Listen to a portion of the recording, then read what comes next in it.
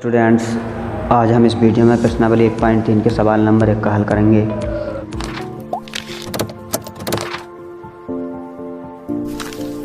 देखिए सवाल में लिखा है सिद्ध कीजिए कि रूट 5 एक अपरिमेय संख्या है। देखिए आप लोग सभी जानते हैं कि रूट 5 क्या एक हमारी अपरिमेय संख्या है। इसकी मैंने आप लोगों को पहली वीडियो में परिभाषा भी लिखवाई थी परिमेय संख्या की, अपरिमेय संख्या की। तो देखिए मैं आपको पहले बता दूँ अपरिमेय संख्याएँ क्या होती हैं। वे संख्याएं जिन्हें अंशपूर्ण हर के रूप में ना लिखा जा सके वे क्या कहलाती हैं, अपनी अपरिमेय संख्याएं कहलाती हैं। इसके बाद मैंने आपको एग्जाम्पल्स बताए थे जैसे रूट 2, रूट 3, रूट 5 और पाई ETC जो बताए थे ये हमारी क्या थी, एक अपरिमेय संख्याएं थी। अब सब हम लोग जानते हैं कि रूट 5 क्या एक हमारी अपरिमेय संख्या, लेकिन हमें सिद्ध करके दिखाना है कि रूट 5 एक अपरिमेय संख्या। तो हम सिद्ध कैसे करेंगे। देखिए किसी भी चीज़ को हमें जो चीज़ जानकारी है कि ये गलत है उसे हम क्या कर लें, अचानक से अपने पास में से मान लें कि ये हमारी चीज़ जो है, जैसे मान लें कि एक आम है या कोई भी चीज़ है तो हम उसे अलग चीज़ मान लें। जैसे मान लें किताब है अपनी तो हम इसे क्या मान लें, कॉपी मान लें। और फिर हम अपनी कल्पना को आगे स्टार्ट करना उस कल्पना में हम अपनी बातों को लिखते जाएँ करते जाएँ, तो उससे हमें सिर्फ एक कथन मिलेगा, वाक्य मिलेंगे, जिससे हमारे कथनों में क्या होगा कि हमारी ये किताब जो है ये किताब ही है ना कि कॉपी है। तो ये जो है हमारे जो कल्पना है वो हमारी ऑटोमेटिकली गलत सिद्ध हो जाएगी और ये हमारा क्या हो जाएगा कि एक किताब है। इसी प्रकार से रूट 5 एक हमारी एक परिमेय संख्या है। ये हमें सिद्ध करना है, इसके लिए हमें मानना पड़ेगा कि रूट 5 क्या एक हमारी परिमेय संख्या है। इसके बाद में हम अपने सवाल को आगे करेंगे तो उसमें ऑटोमेटिकली सिद्ध हो जाएगा कि रूट 5 क्या एक हमारी परिमेय संख्या नहीं है। देखिए क्या करते हैं, आगे हम लिखते हैं, पढ़ते हैं, ध्यान से देखेंगे। देखिए हमने अपनी कल्पना कर ली, गलत कल्पना कि माना रूट 5 एक क्या है, परिमेय संख्या है। अब जब ये परिमेय संख्या है तो रूट 5 बराबर क्या हो जाएगा, A/B, मतलब अंशपूर्ण हर के रूप में आ जाएगी, भिन्न के रूप में आ जाएगी। क्योंकि हम जानते हैं कि परिमेय संख्या वे संख्या होती हैं जिन्हें अंशपूर्ण हर के रूप में लिखा जा सकता है। परिमेय संख्या कहलाती हैं। जब हमने से रूट 5 को एक परिमेय संख्या मान लिया तो क्या हो जाएगा, रूट 5 बराबर क्या हो जाएगा, अंशपूर्ण हर के रूप में लिखा जा सकता है नहीं। अब हम लिख रहे हैं कि A और B सह अभाज्य हैं। सह अभाज्य का मतलब क्या है, वे ऐसी संख्या हैं जो खुद से ही भाज्य हैं, ना कि किसी और से भाज्य हैं। ठीक है, तो अब हम यहाँ पर देखिए इसको किस प्रकार लिखते हैं। रूट 5 बराबर रूट 5 B को उठाकर दूसरी साइड ले आएंगे तो ये किसका हो जाएगा, यहाँ पर गुणा भाग में तो गुणा में आ जाएगा, बराबर क्या हो जाएगा A। अब हम इसको लिख लेंगे दोनों पक्षों का वर्ग करने पर। हम जानते हैं रूट हटाने के लिए क्या करते हैं, दोनों पक्षों का वर्ग करा जाता है। अब हम यहाँ पे क्या करेंगे, वर्ग कर लेंगे। अब देखिए मैंने दोनों पक्षों का वर्ग कर दिया। वर्ग क्यों करा, क्योंकि हमें इधर रूट है, रूट हटाने के लिए। अब दोनों पक्षों का वर्ग करा तो क्या हो गया, रूट 5B का स्क्वायर बराबर A स्क्वायर।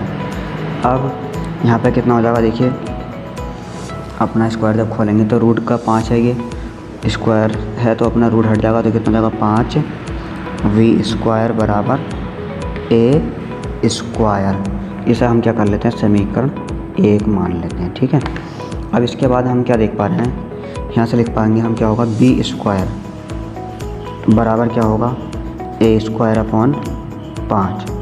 अब हमने क्या देखा कि 5 क्या है हमारा A स्क्वायर को विभाजित कर रहा है। जब बटे में पहुँच गया तो हम लोग जानते हैं भाग करना होता है ना इसका, और जब ये क्या है इसका हमारा 5 जो है A स्क्वायर को विभाजित कर रहा है। तो हम यहाँ पे लिखेंगे चूँकि 5 A स्क्वायर को विभाजित कर रहा है,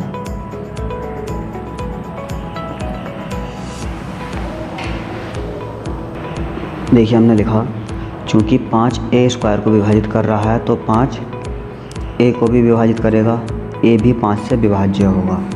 तो इसको जो हम मान लेते हैं कथन मान लेते हैं, वाक्य। ये क्या है, इसका नाम लिख देते हैं हम A। अब मैं इसके बारे में थोड़ा सा आपको बता दूँ। मान लीजिए जैसे कि कोई 5, कोई 4 या कोई 10, जो भी कोई संख्या है, जैसे 10 का वर्ग 100 होता है। अब उसे 10 को 100 को भाग 10 के वर्ग को भाग कोई संख्या 5 कर रही है तो वो क्या सिर्फ 10 के वर्ग को ही भाग करेगी या 10 को भी करेगी। तो हम जानते हैं कि 10 के वर्ग को भी भाग करेगी, 5 जो है 100 को भी भाग करेगी और 10 को भी करेगी। तो इसी से हमने लिख दिया चूँकि 5 स्क्वायर को विभाजित कर रहा है तो 5 जो है A को भी विभाजित करेगा और A भी 5 से विभाज्य होगा। इसका हमने क्या मान लिया, कथन 1 मान लिया। अब हम मान लेते हैं क्या, A बराबर 5M,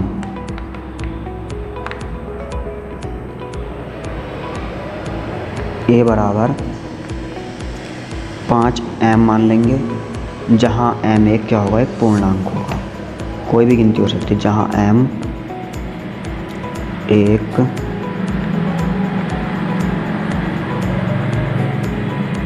पूर्णांक है। पूर्णांक का मतलब कोई भी गिनती हो सकती है। तो अब a का मान समीकरण, अब हमने क्या करा, a बराबर 5m जहाँ m एक पूर्णांक है मतलब कोई गिनती है m का मान, और अब a का मान समीकरण 1 में रखने पर, समीकरण 1 क्या थी हमारी, 5b² बराबर a²। तो हमारा क्या हो जाएगा देखिए, 5b² बराबर a का मान हम कितना रख रहे हैं 5m, तो a का स्क्वायर था तो हमारे यहाँ कितना हो जाएगा 5m का भी स्क्वायर हो जाएगा। तो कितना हो जाएगा यहाँ पे देखिए 5b² बराबर 25m²। अब b² बराबर कितना हो जाएगा देखिए 25m² अपॉन 5, 5 से भाग करेंगे 5 पंजे 25, b² बराबर कितना हो जाएगा 5m²। अब m² बराबर कितना हो जाएगा b²/5। तो हमने देखा, जैसे पहले देखा कि 5 जो है b² को विभाजित कर रहा है, मतलब 5a² को विभाजित कर रहा है तो 5a को भी विभाजित करेगा। इसी प्रकार 5 जब b² को विभाजित कर रहा है तो 5a को भी विभाजित करेगा। तो हम यहाँ पे लिखेंगे इसलिए b² 5 से विभाज्य है, 5 से विभाज्य है, तो b भी 5 से विभाज्य है, b भी 5 से भाज्य है। इसको क्या हम मान लें, कथन b मान लें। अब अगर हम कथन a और b की तुलना करें तो हम क्या देख पाएंगे, कथन a और b से तुलना करें तो a और b का 5 एक क्या है अपना उभयनिष्ठ गुणनखंड है, और a और b सहभाज्य संख्या नहीं है। तो क्या होगा, √5 भी एक अपरिमेय संख्या नहीं है। अभी मैं यहाँ पर लिखता हूँ, देखिए ध्यान से समझना। अब देखिए हमने लिखा कथन a और b से क्या होता है, a और b का 5 एक उभयनिष्ठ गुणनखंड है। गुणनखंड उभयनिष्ठ का मतलब क्या, दोनों को एक ही संख्या 5 ऐसे है दोनों को विभाजित कर रही है, और a भी सहभाज्य नहीं। और हमने लिखा था कि a भी सहभाज्य है, अविभाज्य मतलब ऐसे ही कि दोनों का खुद के अलावा कोई और गुणनखंड नहीं है। जब खुद के अलावा कोई और गुणनखंड नहीं है तब तक तो वो सहभाज्य है, और जब किसी को संख्या का उसके अलावा, जैसे 5 का 5 के अलावा या 2 का 2 के अलावा कोई और गुणनखंड जाता है तो सहभाज्य नहीं रहती है। अब जब 5 वो a और भी सहभाज्य नहीं है तो क्या होगा, वो हमारी क्या है, सहभाज्य नहीं है। तो दूसरी जो हमने 5 माना था क्या एक परिमेय संख्या, तो वो क्या हो जाएगी हमारी ऑटोमेटिकली √5 भी एक परिमेय संख्या है ना। तो हम यहाँ पे लिख देंगे √5 भी एक परिमेय संख्या नहीं है, नहीं है। अब देखिए थोड़ा सा दोबारा से हम सवाल को पढ़ लेते हैं, ध्यान से देखना। देखिए हमने लिखा हल माना 5, √5 एक क्या है परिमेय संख्या है। जब हमने देखा √5 एक परिमेय संख्या तो इसको हम क्या लिख सकते हैं, a/b के रूप में लिख सकते हैं, मतलब अंश बटे हर के रूप में लिख सकते हैं, जहाँ a और b क्या है सहभाज्य हैं। हम जानते हैं सहभाज्य वे संख्याएँ होती हैं जिनका खुद के अलावा कोई एक्स्ट्रा गुणनखंड नहीं होता है।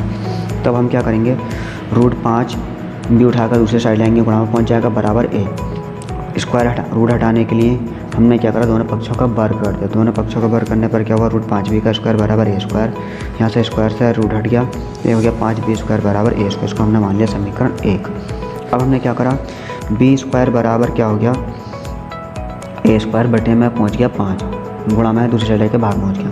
तो अब ये बटे में पहुँचने का मतलब ये संख्या को भाग कर रहा है। अब हमने लिखा चूँकि 5a² को विभाजित कर रहा है तो 5a को भी विभाजित करेगा।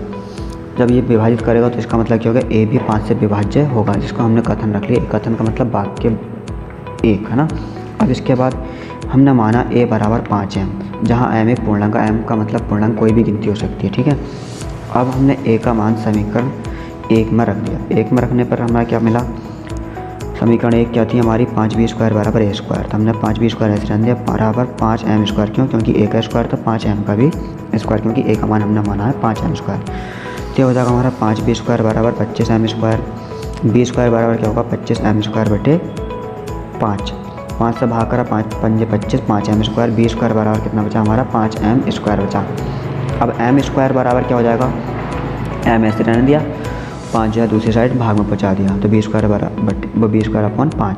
तो b² से क्या है, b² 5 से विभाज्य है तो b भी 5 से भाज्य है। अब जब ये भाज्य है तो हमारा क्या मिला, उसको कथन हमने मान लिया b, कथन a तथा b से a b का 5 एक उभयनिष्ठ गुणनखंड है। अब ये गुणनखंड है तो हमारी सहभाज्य संख्या नहीं रही, जब ये हमारी सहभाज्य संख्या न रही तो a और b सहभाज्य नहीं है, तो √5 भी क्या है, एक परिमेय संख्या नहीं है। यही हमें सिद्ध करना था। धन्यवाद।